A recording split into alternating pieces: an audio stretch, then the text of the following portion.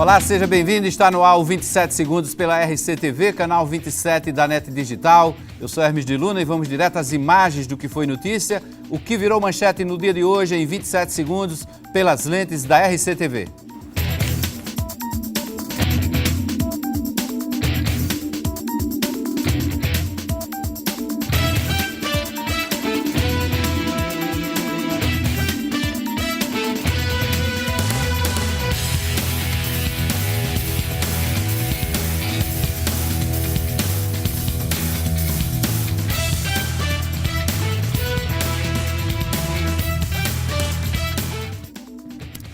Hoje aqui nos estúdios eu recebo dois convidados. Deixa eu apresentar logo o convidado aqui de casa, de João Pessoa, da Paraíba, bastante conhecido, já esteve aqui outras vezes. É o presidente da AESA, João Fernandes, e a pauta, claro, não poderia ser outra, recursos hídricos. Vamos falar da situação, como é que andam os principais mananciais do estado.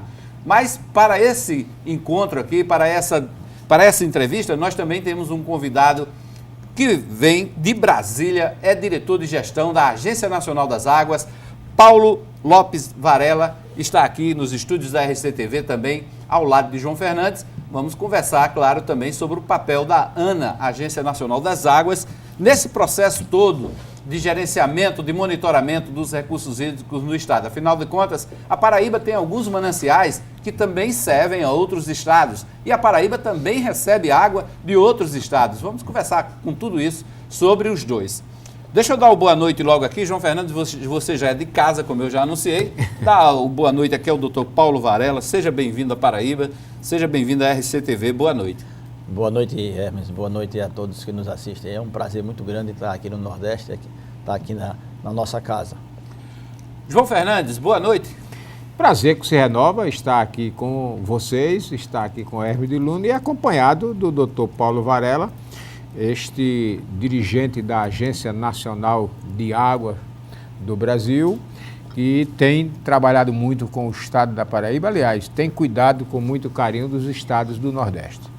Bom, doutor Paulo, já que João Fernandes puxou aí o fio da meada, como é que a ANA acompanha esse momento crítico, diria crítico, da Paraíba? Porque nós estamos com os principais mananciais já praticamente esgotados. Boqueirão nós chegamos aí em torno de 8%.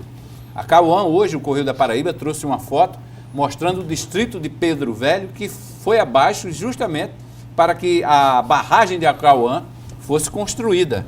E as ruínas de Pedro Velho reapareceram, né? Aquela cidade fantasma. E tem o complexo Coremas Mãe d'Água, que esse aí a ANA faz o monitoramento, o gerenciamento também, porque também ele disponibiliza recursos hídricos para o Rio Grande do Norte. Ou seja, o quadro não é muito bom, não é muito, vamos dizer assim, a expectativa não é muito boa para os próximos meses. Como é que a ANA acompanha tudo isso? Você coloca muito bem. A situação é a situação crítica. Nós estamos vivendo o período mais crítico da história recente, no que diz respeito à renovação dos nossos reservatórios.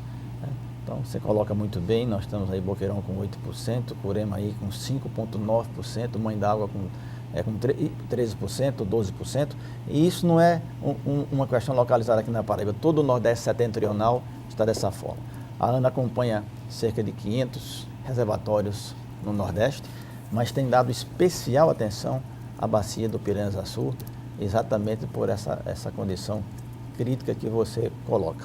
Certo. No caso da ANA, qual o papel da ANA, da Agência Nacional das Águas? Bom, a ANA tem um papel duplo. Ela é, por um lado, reguladora das águas federais, portanto, todo o complexo do Piancó, Piranha-Açu, estaria sob a jurisdição da ANA, e também de reservatórios federais que foram construídos em bacias estaduais, como é o caso do Boqueirão, né? Mas eu queria aqui aproveitar a oportunidade para trazer isso para a população. A gestão da água não é uma questão para uma pessoa só, nem para uma instituição só, nem para um estado só, quando se trata de bacias interestaduais. É realmente um desafio coletivo, inclusive envolvendo a população como um todo, né? Nesse momento, nós temos parte da população, por exemplo, da bacia do Piranha-Açu, né? Todos os agricultores foram retirados a possibilidade de que eles irrigassem, né? Então é uma situação realmente muito crítica, eles viveram disso a vida inteira. e agora para que as cidades pudessem ter água, né, para que se mantenha as escolas, se mantenha os hospitais, enfim, se mantenha a zona urbana funcionando, o sacrifício foi imposto a esses trabalhadores. É preciso, portanto, que as cidades reconheçam isso e também façam a sua parte poupando água, porque, conforme você disse muito bem, os próximos meses serão difíceis. Mas, queira Deus que essa seja a última vez que a gente passa por uma situação dessa natureza. Eu também queria colocar aqui na mesa, Dr. João Fernandes tem acompanhado isso muito de perto, a chegada da transposição das águas do Rio São Francisco, que deverá ocorrer no segundo semestre do ano que vem, vai mudar esse patamar, pelo menos do ponto de vista da segurança hídrica, né? Nós, a partir daí, haveremos de ter. E com as obras que estão sendo feitas, e um trabalho muito bem feito, que está sendo feito aqui pela a gestão de recursos da Paraíba, né, com uma série de obras complementares, eu acho que a Paraíba está trilhando o caminho para alcançar a tão sonhada segurança hídrica no futuro próximo. João Fernandes, deixa eu conversar com você sobre a questão de Campina Grande. Novamente, já pisamos, repisamos essa situação, mas o povo tem sempre perguntado onde é que isso vai acabar, porque cada dia que se passa o manancial parece que o Boqueirão, que é o açude Epitácio Pessoa, parece que seca mais um pouco, né?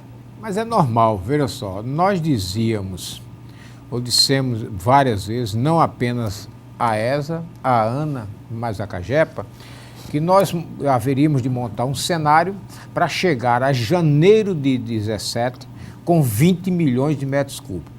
E que não entraríamos no tal do volume morto de que tanto se falou, que nós chegaríamos em outubro, e só agora, Hermes, há 15 dias atrás, é que ele pôde acontecer porque foi substituído o volume morto por uma retirada através de flutuantes, uma retirada, digamos assim, de captação flutuante.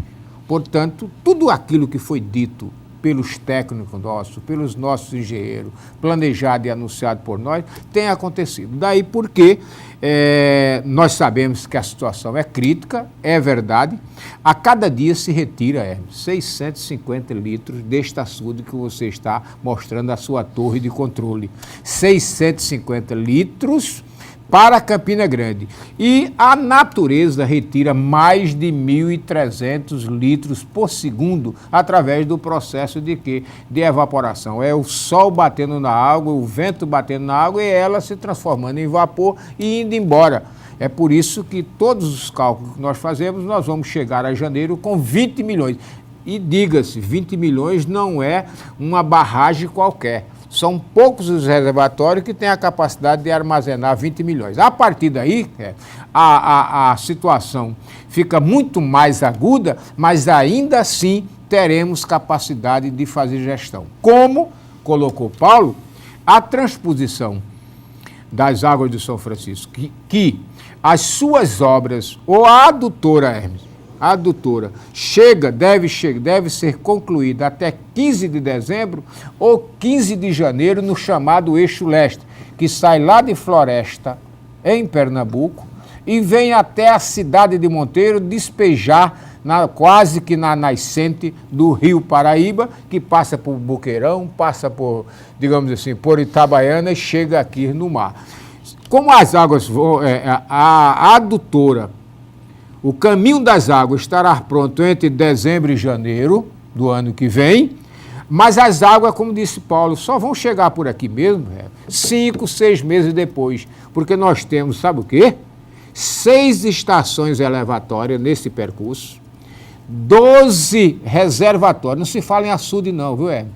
São 12 reservatórios, o que significa? São 12 grandes reservatórios para você bombear deste para o outro e encher 12 reservatórios. Com um volume de água extraordinário, não se enche do dia para a noite. É por isso que nós vamos ter mais dificuldade. Agora, é como diz Paulo, o fenômeno Laninha, que é uma mudança, digamos assim, nas correntes climáticas, disso e daquilo, apontam a possibilidade de nós termos chuva, se não boas, digamos assim, acima da média. E isso significa a retomada, a recarga dos nossos mananciais.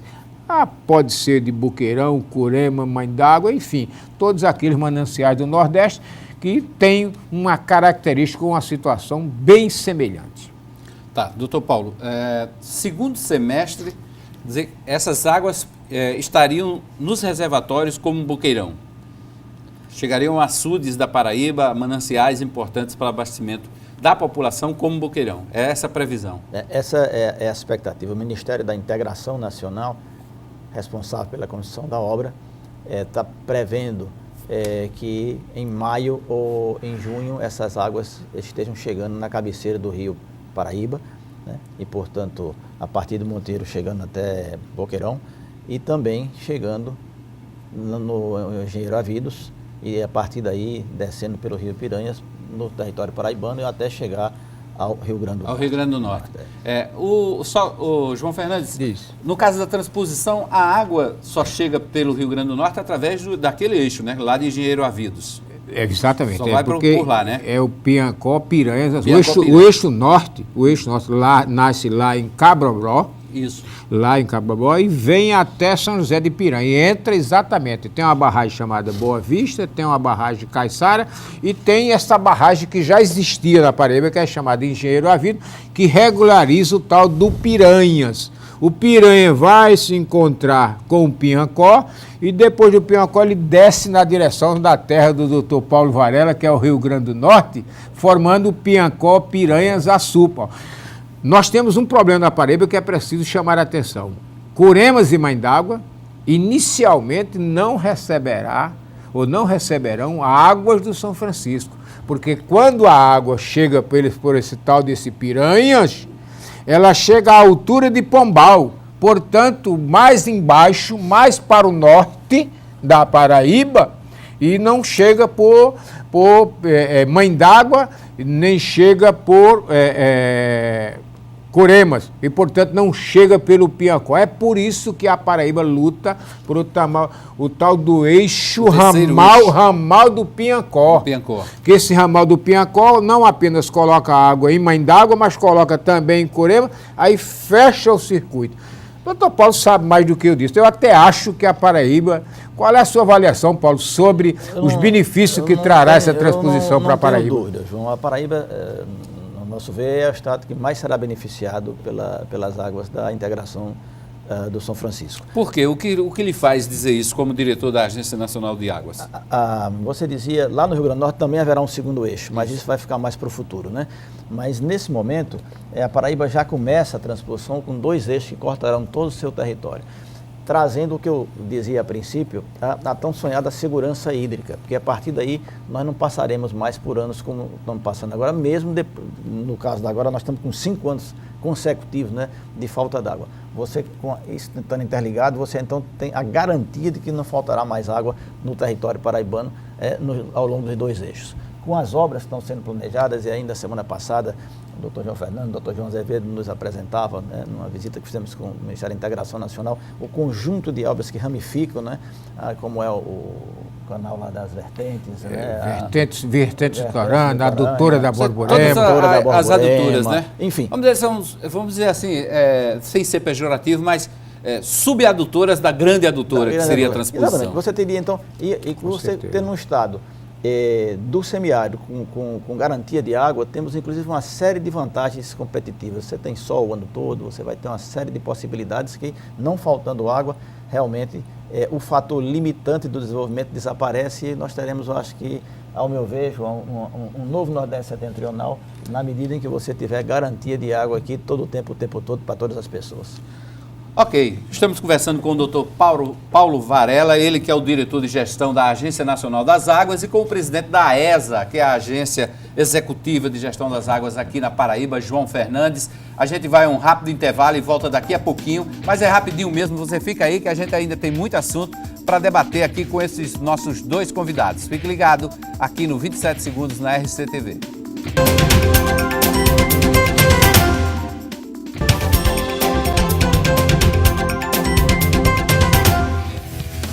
De volta com o 27 Segundos pela RCTV, canal 27 da NET Digital, ao vivo, hoje nos estúdios da RCTV.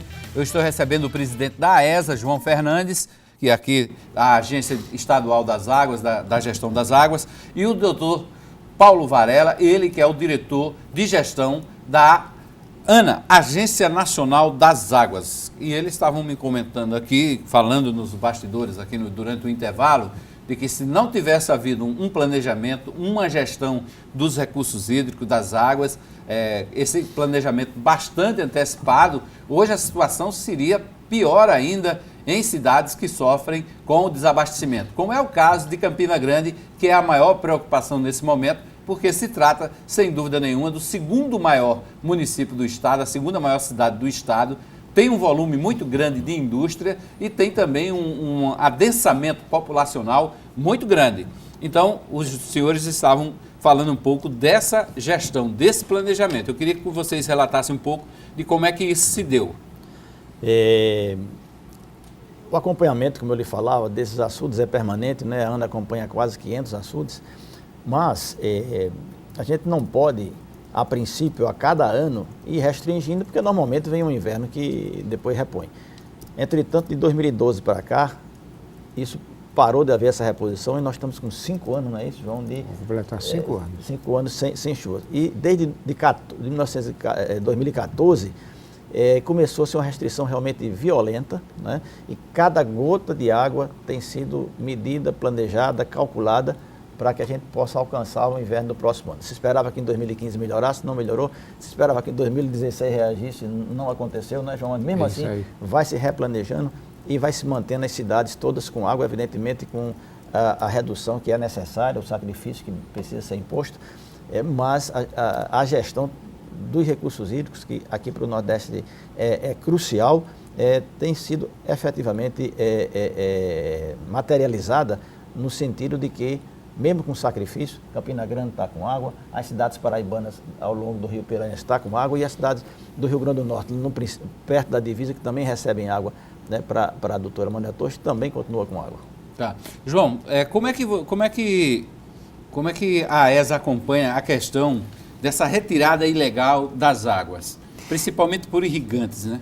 Olha, essa história nós já passamos dessa fase. Na verdade, Buqueirão... Não há mais? Não, é muito pouco ainda. Veja só, Buqueirão, no passado, vivia fazendo irrigação toda ilegal, porque não tinha ninguém outorgado, mas, como disse Paulo usou uma frase aí que ela caracteriza bem o comportamento nosso. Sabe o que é? A cada ano nós esperamos que em janeiro e fevereiro haja uma recarga. E você, às vezes, não pode tomar a medida extremada hoje, porque você tem a possibilidade de, em janeiro e fevereiro, março, abril, maio, junho do ano seguinte, ter uma reposição. Daí porque nós passávamos lá em Campina Grande, todo dia era no rádio, televisão, não, tem irrigação em Buqueirão. Eu vou para Buqueirão, pego o barco, viu, subo o açude até perto de Cabaceira, inclusive para observar se tem essa tal dessa irrigação. E certa vez eu fui entrevistar um repórter da Paraíba que queria me entrevistar, ia me entrevistar em Campina Grande, digo, você não quer ir para Buqueirão, não? Ele pegou na palavra, viu, Hermes? Quando ele chegou lá no balde do açude, digo, você não quer entrar comigo aqui dentro do açude? Eu tenho um barco ali de um amigo meu que está à minha disposição. Aí nós subimos açude acima e eu pude mostrar para ele, Hermes, que não havia mais irrigação em Buqueirão. Primeiro, porque se o cara fizer um plantio hoje, ele sendo fiscalizado pela ANA, ele pode perder o plantio dele, pode perder a energia que comprou, pode perder o adubo que comprou, pode perder a cimento. Daí porque não existe tanto. E nós decidimos, a ANA junto com a ESA decidiu proibir, suspender a irrigação em Buqueirão e faz tempo. Há pouco, do ano passado, nós proibimos e suspendemos de Curema até o Rio Grande do Norte, Hermes. Está proibido fazer irrigação. Isso não significa que aqui e acolá tem uma torceira de mato ou um pequeno, digamos assim, plantio para salvar o seu animal, mas tudo pouca coisa, que não tem significado. Daí porque a irrigação só tem na Paraíba onde tem água. Por exemplo, no Brejo, em vários locais, nós não apenas outorgamos, ou seja, autorizamos a utilizar a água, porque tem água, Mas não dá para tirar mais água para irrigação e ninguém tira em Buqueirão, não tira em Curemas, não tira em Mãe d'Água, não tira em Engenheiro Avidos, não tira em São Gonçalo, porque essas águas não podem ser utilizadas.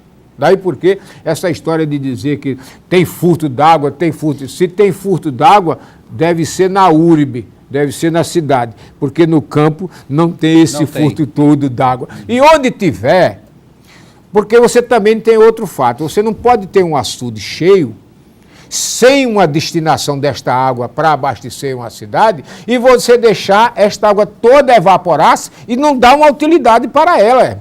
Tem locais aqui onde tem o açude, que tem água e não tem uma retirada para um sistema de abastecimento. Então você vai deixar aquela água, você viu que eu fiz uma relação há pouco, nós tiramos 650 litros para Campina e sai mais de 1.300 litros por segundo, todos os dias, pela evaporação. Às vezes até parece-me inteligente você utilizar a água para certas atividades, porque se você não utilizar aquela água, aquele percentual de 60% a 70% vai embora pela evaporação. Doutor Paulo, que tipo de punição os agricultores poderiam sofrer se fosse constatada essa irrigação ilegal? Pegando só aqui um gancho, não é, do que o João coloca, aí está o bom senso da gestão, não é? O equilíbrio que você tem que fazer. Essas regras que foram impostas de retirada da irrigação, elas não foram de imediato, né? Elas foram sendo feitas, foram diminuindo no primeiro ano, podia irrigar um dia por semana ou 2 dias por semana e assim por diante. E com tempo hábil foram avisados até que realmente elas foram retiradas. Para que se mantenham essas regras, e são resoluções não somente da ANA, quando se trata de rios federais com mais de um estado, são resoluções conjuntas da ANA com a ESA e com o IGAR lá no Rio Grande do Norte. Nós fazemos uma fiscalização permanente desse processo, em conjunto com o estado da Paraíba, em conjunto com o estado do Rio Grande do Norte. Isso com, inclusive, apoio de helicóptero, com apoio de avião, também por terra, com a polícia aqui da Paraíba. Estamos permanentemente em campo para que essa resolução se faça. Em primeira vez, se dá uma notificação, né, um aviso, e se insistir, infelizmente, nós temos que lacrar as bombas e muitas vezes retirar essas bombas. Se houver uma reincidência, isso é considerado um crime federal. Então, com todo o respeito que temos aos agricultores, e aqui é bom dizer, como o João já disse, isso tem sido respeitado em mais de 90%, né? Isso se retirou. E quando há alguma insistência, à medida que a fiscalização chega e conversa, isso tem sido resolvido. De maneira que tem sido um sucesso realmente, digamos assim, o trabalho da fiscalização conjunta dos 2 estados com a ANA, num território tão longo como entre Curemas e o Armando Ribeiro Gonçalves, por exemplo. Tá. Como é que está, João, a disputa pela água? Nós tivemos que, em alguns locais, há uma verdadeira batalha pela água, né? Nós vencemos uma batalha essa semana, nós vencemos no bom sentido, porque nós não ficamos satisfeitos quando nós impomos restrições às pessoas. Lá em Mãe d'Água, estava saindo uma quantidade. Mãe d'Água é a comunidade que tem o açude. Estava saindo 706 litros d'água por segundo, por conta, digamos assim, de um barrilete, ou seja, de um ponto de retirada, que já havia 22 pontos retirando água deste local. Agora se retirava para piscicultura, cassinocultura, para irrigação, para isso e para aquilo, e isso prejudicando, sabe o quê? O sistema Curema-Mãe d'Água. Por que prejudica? Porque Curema-Mãe d'Água abastece a 30 municípios, uma coisa que pouca gente sabe. São 26 da Paraíba, doutor Paulo, e só 4 do Rio Grande do Norte. Porque tem, Paulo, a adutora Curema-Sabugi, aquela que nasce ali perto de São Bentinho, no rio Piacó-Piranha-Açu, ela vem até Assunção trazendo água, passa por Pátio, Santa Luzia, aqueles locais todinhos, trazendo água, são 15 municípios. O Canal da Redenção, que nós, Paulo, tirávamos 1.810 litros por segundo para fazer a irrigação do famoso Canal da Redenção. Sabe quantos são retirados hoje? 400 litros por segundo. Mas por que essa diferença? Canal não está seco, não? Não, o canal não está... Ou seja, porque como nós tiramos do açude Mãe d'Água, a gente tirava 1.810. Começamos reduzindo para 1.300, eu digo reduzindo a ANA, sob a orientação da ANA, reduzimos para 810, reduzimos para 650 e já já estamos em 400. Por quê? Porque só os assentados no canal da Redenção é que estão tendo acesso à água para fazer a chamada irrigação de salvação. Porque o cara que tem o coqueiro, que tem a goiabeira, que tem a graviola, você não pode deixar esta fruta morrer. Então você veja como é que nós estamos impondo restrição. Portanto, só nesta área tem 16 municípios. Descendo de Curemas para baixo, tem 10 municípios da Paraíba, até São Bento. De São Bento ainda sai para 2 municípios da Paraíba e sai para 4 do Rio Grande do Norte. Às vezes o pessoal fica querendo brigar com o pessoal do Rio Grande do Norte, reclama da ANA. A bacia é federal, ela é uma bacia que serve ao estado da Paraíba e ao estado do Rio Grande do Norte. O Rio Grande do Norte só está tendo acesso para 4 municípios, quando nós temos 26 do estado da Paraíba. É por isso que a gente tem feito esse trabalho integrado, juntando Rio Grande do Norte, juntando Paraíba, para quê? Para que as pessoas entendam que em um rio nós doamos água para a Paraíba, em outros rios nós podemos receber água do estado do Rio Grande do Norte. Ok, vamos ao intervalo rapidinho e a gente volta. Na volta eu vou conversar também com o Dr. Paulo Varela sobre essa fiscalização. Como é que a ANA age nesse tipo de conflito interestadual, nessa disputa pela água? Fique ligado, a gente volta em seguida, é rapidinho o intervalo.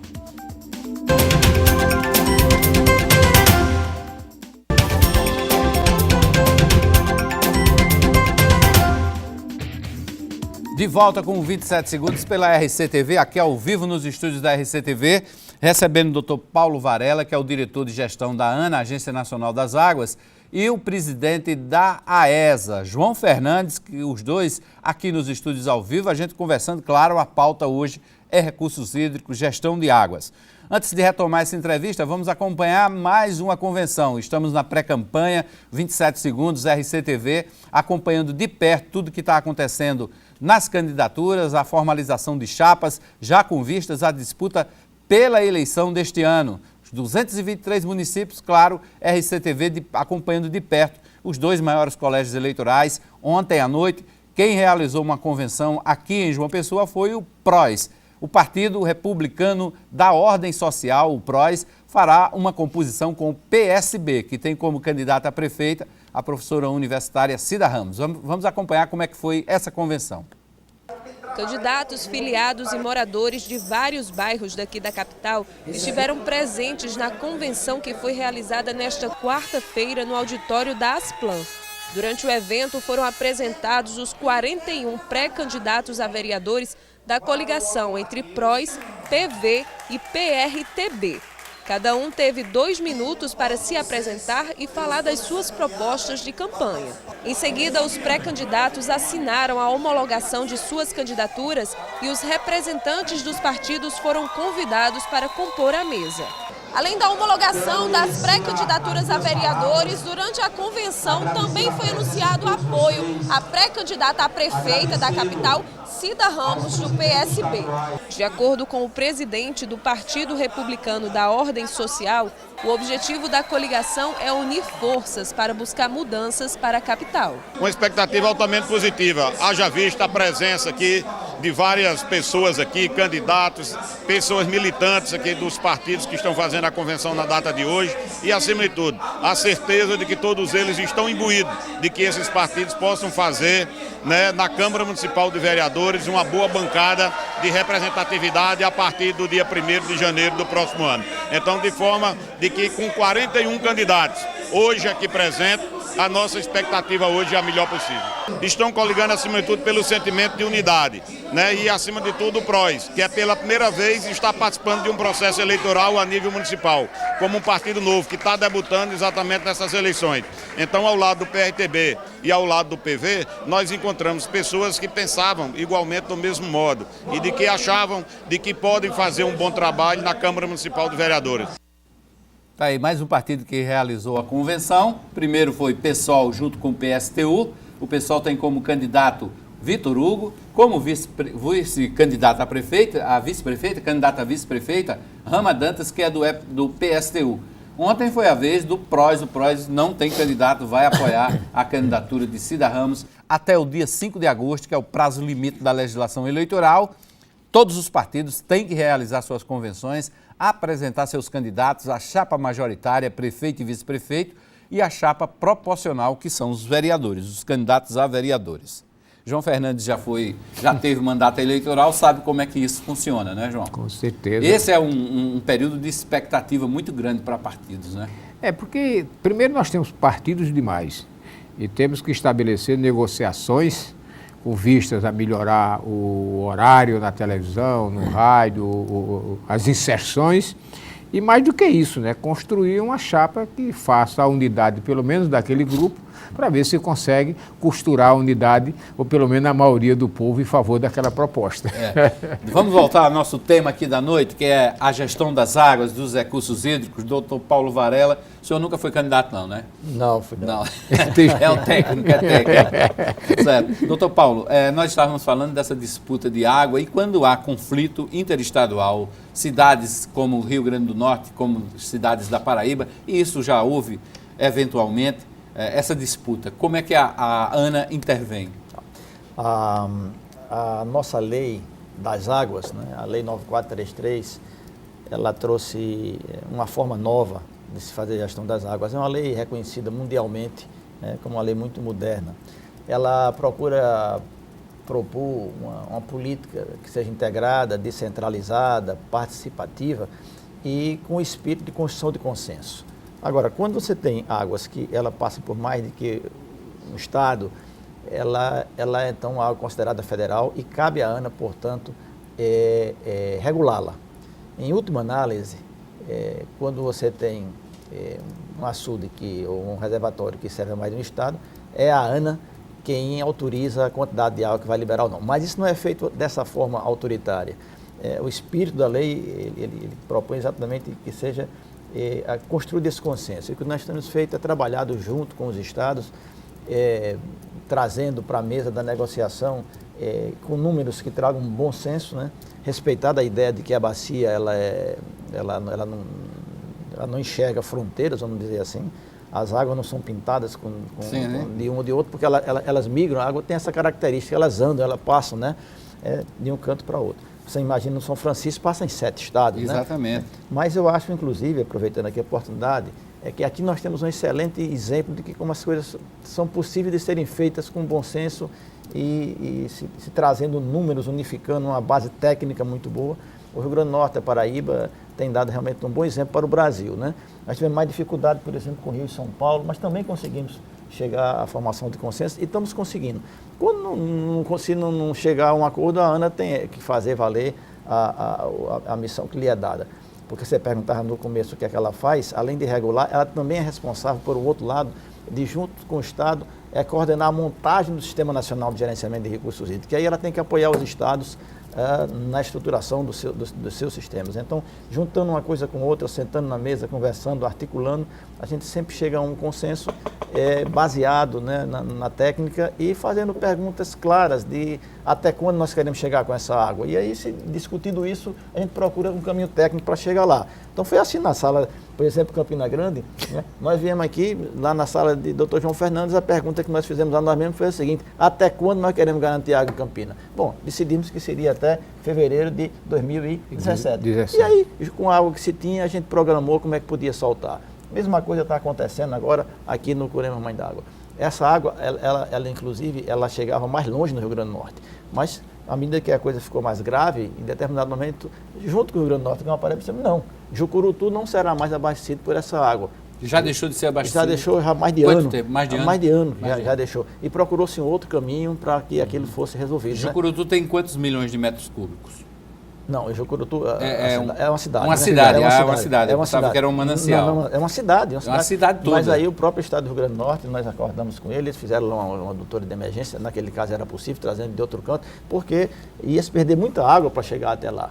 Já no caso de Caicó, no momento não tem uma outra alternativa, são mais de 100 mil pessoas que se abastecem daquela adutora. Então, nós trabalhamos sempre assim, criando consenso em cima de bases técnicas muito claras. Em última análise, a ANA geria, porque esse é o seu mandato, mas isso não tem sido necessário e nós temos sempre conseguido construir consensos numa base lógica e procurando atingir horizontes pré-concebidos onde a gente quer chegar. Tá. Essas cidades abastecidas por essa bacia, Piranhas-Açu, né? Elas sofrem racionamento? Sim, esse é um ponto importante. Eu queria aqui aproveitar para render minhas homenagens às pessoas do campo. Vilanizar o homem do campo sempre é um erro que se comete, né? Nós tivemos que tirar, vamos dizer assim, a atividade natural das pessoas, porque não tinha água.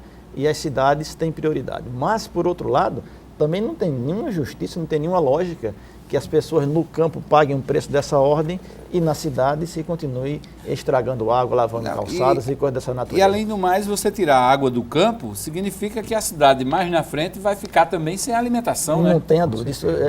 Esse é outro ponto muito interessante. Quando se diz que o campo gasta muita água, quem gasta muita água é o setor urbano.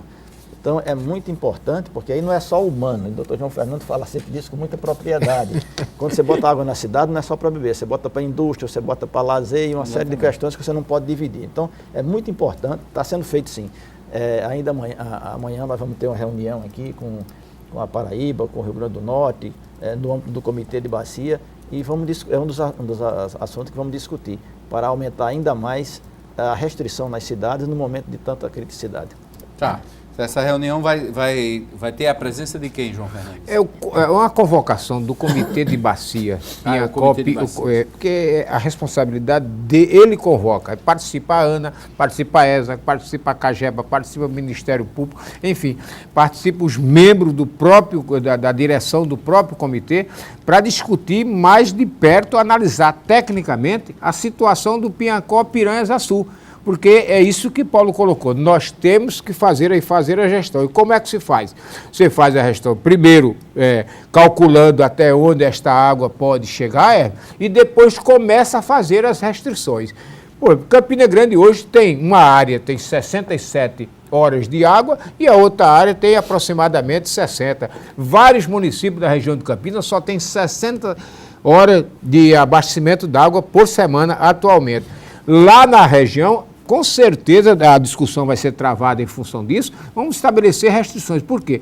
Quando você reduz o consumo, você possibilita aumentar 1 mês, 2, 3, 4 meses, digamos assim, no abastecimento de uma cidade, de uma região, com a água que você tem. Se chover, se houver recarga, aí a gente no outro dia reformula os cálculos, reformula as decisões e consegue abastecer ou aumentar o abastecimento. Daí porque vamos cuidar de fazer, digamos assim, um racionamento maior na região do Piancó, Piranhas-Açu, porque Paulo disse muito bem, nós já impusemos aos trabalhadores do campo, ao homem que vive no campo, que vive produzindo, porque tem uma coisa que precisa ser dito a todo mundo. Nós que estamos na cidade, você não consome, você, telespectador, não consome apenas e tão somente a água do seu banho, a água de sua roupa, a água que você bebe, a água que sua mulher cozinha a sua comida, não, ou sua empregada faz a sua comida. Você consome a água de tudo aquilo que é produzido no campo para vir para a sua mesa. Você sabe quanto se gasta para produzir 1 quilo de carne? Quase 15 mil litros d'água. Certo? Quanto se gasta para produzir 1 quilo de frango? Mais de 4 mil litros. Quanto se gasta para produzir 1 quilo de carne de porco?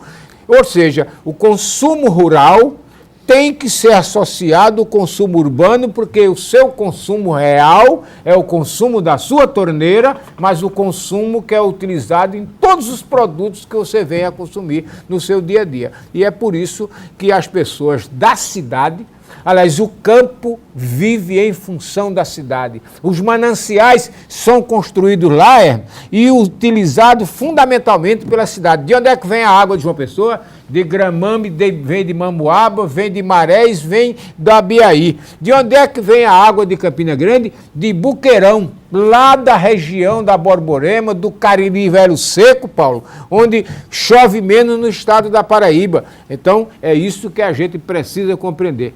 E Paulo reportou esse assunto. Nós fazemos gestão, procurando esgotar todas as possibilidades de negociação, de entendimento. Nós fazemos tudo para evitar a chamada judicialização.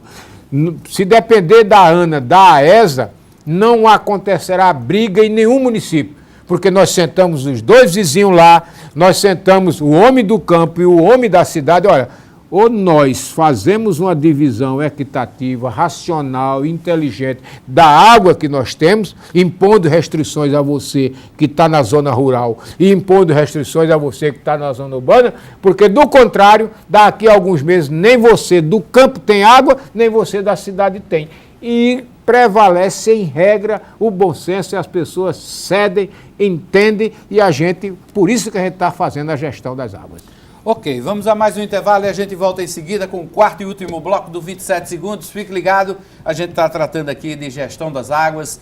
Dois especialistas hoje aqui nos estúdios da RCTV, João Fernandes, que é o presidente da ESA, e também o diretor de gestão das águas, aliás, o diretor de gestão da ANA, Agência Nacional das Águas, Paulo Varela. Fique ligado, é rapidinho o nosso intervalo.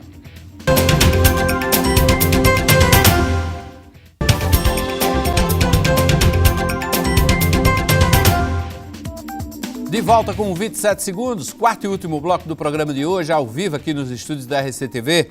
Recebo o presidente da ESA, Dr. João Fernandes, está aqui nos estúdios conversando sobre gestão de águas, como é que o Estado tem tratado essa questão. E também para falar sobre esse assunto, o diretor de gestão da Agência Nacional das Águas, Dr. Paulo Varela, que não é paraibano. O senhor é do Rio Grande do Norte, é isso, Dr. Paulo? Eu sou um híbrido, a minha mãe é paraibana, meu pai é Rio Grande do Norte, eu vivia toda a vida inteira entre uma coisa e outra com meus avós de lá e de cá. Doutor Paulo, deixa eu fazer uma pergunta. João Fernando falou que amanhã tem a reunião do Comitê de Bacias e imagino que é uma negociação tensa, né? Porque em casos em que não há um entendimento entre os municípios e ninguém quer perder água, ninguém quer entrar em racionamento, mesmo sabendo que a situação é crítica nos mananciais, a ANA tem que usar de sua autoridade para definir o que pode e o que não pode. Eu lhe diria que as negociações, às vezes, elas têm sido mais longas do que propriamente tensas, né? A lei das águas trouxe esse parlamento das águas, essa instância que é o Comitê de Bacia, e no fim das contas é a somatória de todos nós. Ali está presente a ANA, ali está presente a ESA, está presente também os órgãos do Rio Grande do Norte, mas também os usuários, os produtores rurais, etc. Então, uma vez que, como o João falou, se coloca quanta água efetivamente se tem, com muita clareza, se discute primeiro, antes de discutir o que vai fazer, até onde nós queremos levar essa água do açude, né, para que as cidades possam ser abastecidas, etc. Até aqui nós temos conseguido chegar a consensos, então não temos tido, assim, digamos, nenhuma tensão insuperável. Evidentemente que há demandas legítimas, há interesses que são legítimos, né? E às vezes a gente precisa levar um pouco mais de tempo conversando, mas com bom senso, né? E aí os estados têm sido fundamentais dentro desse processo. A presença do Dr. João Fernandes ajuda muito, né? Com a experiência aí com a política, um político experiente como ele enfim, trazendo o convencimento. Também no Rio Grande do Norte nós estamos tendo ajuda muito importante, o Dr. Maírton, que é o secretário, o Dr. Josivão, presidente do IGARNE, né? E os próprios agricultores, por isso eu quis render aqui a minha homenagem a todos eles, né? Entendem, até porque eles também moram nas cidades, têm seus parentes nas cidades e tal. E a tensão maior que poderia existir entre os dois estados, e sim, em caso extremo, a ANA teria que, por força do mandato que tem, estabelecer algum parâmetro. Isso não tem sido de maneira nenhuma sido necessário, muito antes pelo contrário. Toda essa fórmula, vamos dizer assim, as equações que nós temos conseguido estabelecer para levar as águas às cidades, tem sido feita por consenso entre a ANA, a ESA e o IGARNE, né? O estado da Paraíba e o estado do Rio Grande do Norte.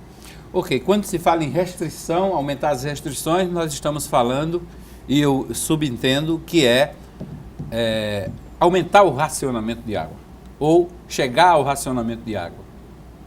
É isso? É o que vai ser discutido amanhã.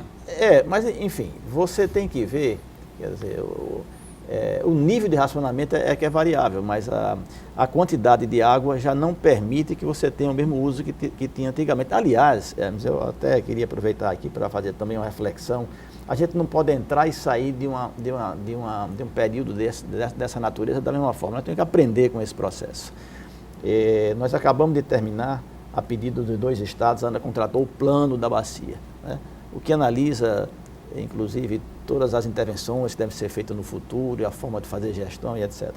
Está na hora da gente rever também os padrões de uso nesse semiárido. A gente gasta demais água no nosso dia a dia e é possível viver muito bem com mais racionalidade. Então, nesse momento de crise tem que ter mesmo, e não tem conversa, não tem outra fórmula, senão vai faltar. Mas mesmo depois que essa água chegue, é preciso que a gente, para o futuro, possa usá-la com mais racionalidade. Não é possível, num semiárido, você usar a água como se estivesse numa região de água sobrando. Isso não é assim, né? Então, é preciso que a gente aprenda com essa experiência, com essa passagem, já que a gente fez tanta reflexão nesses anos, para que nos próximos a gente possa usar essa água com mais racionalidade ainda. Doutor João Fernandes, nessas cidades já está passando por racionamento? Vai aumentar esse tempo de racionamento? Nós temos hoje, me parece que 69 cidades normais, que é muito bom para o estado da Paraíba, principalmente a partir do Bererege e algumas cidades do sertão.